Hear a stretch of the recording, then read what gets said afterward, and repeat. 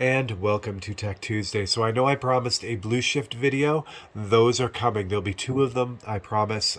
Just keep an eye out for them. But this one was too good to pass up. Today's Tech Tuesday comes from Philippe Soltero, an amazing artist. I'm going to put his link down below so you can check out his work. Just a great all-around, not only airbrusher, but artist in general. He uses all kinds of things. So anyway, I was on a live feed yesterday, and he popped on, and we were talking about different things. And he had mentioned something that was kind of like I was this years old when I found this out. It's something that I never realized, but was a great idea. So this is what it is. So you're at the end of the day, and you've cleaned out your airbrushes. You've kind of flushed them out, and you're ready to go and turn in for the night or whatever. And what we're talking about is even the smallest bit of paint, the tiniest bit of paint that's allowed to dry in your airbrush is going to clog it up. So what inevitably happens in the morning when I get up, I come down, and the first thing I have to do is I have to flush out the airbrushes. I have to release that little bit of paint.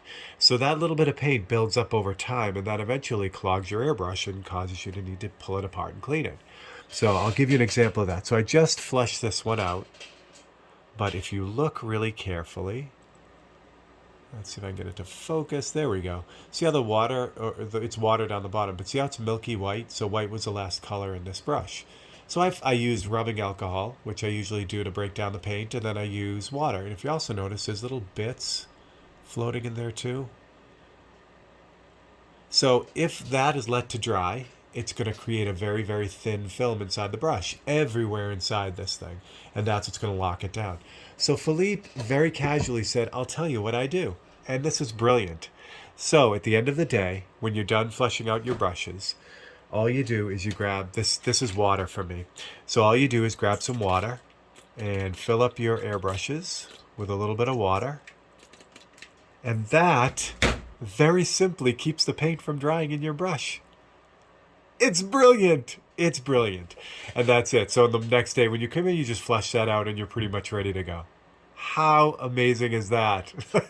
So thank you, Philippe, for sharing that. And I give you 100% credit for that. It was amazing. And I did it for the first time last night. I've been airbrushing for over 30 years and never really realized that. Now, you may ask, what if I use a t-shirt? Yeah, not a t-shirt brush. I'm sorry. This is used for t-shirts, but this is a bottle feed brush. So what if I use a bottle feed brush? Well, bottle feed airbrushes have known this for a long time anyway, this whole physics thing, because they'll normally leave the bottles connected to the brush all the time because there's a tiny bit of air getting in through the little breather hole, but not enough to really gum up the work. So the paint is staying liquid all the time in their brushes. It's basically like having a sealed bottle of paint attached to the bottom of your brush, like that. So they don't have the same kind of drying issue as gravity feed brush users. So you don't need to have to deal with the same thing. You could leave your brushes hooked up indefinitely. Well, not indefinitely, but you know what I mean. So there you go. So for Steve Leahy and Tech Tuesday and his wonderful stuffed up nose, I will see you guys next time.